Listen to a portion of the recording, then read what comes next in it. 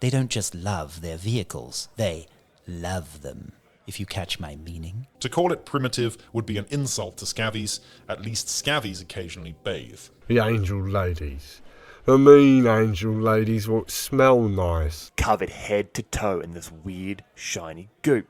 Turns out it's just stuffed mayonnaise.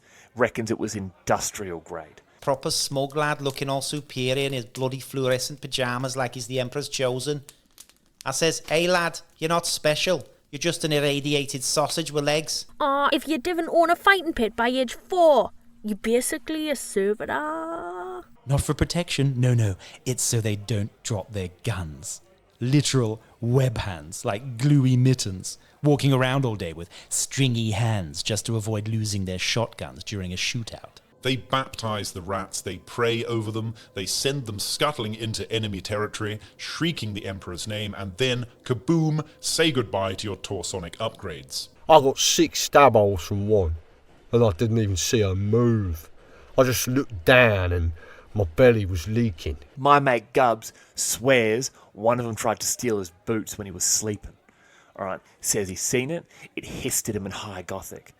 Right, proper creepy. Thermoplastic particle devastator, pulse-laced directional coil. What a load of sump shite. And ignore the fact that half of them are chemically castrated by their own stim regimens. Misspelled each word. Took him 3 hours and a spoon. He now goes by Spoon Man. They think it's cool. And must beg forgiveness from our corpse, nailed to a chair, is not merely wrong, it is obscene. I try and grab 'em and say, hello, Miss Forest Princess, you want a sweetie?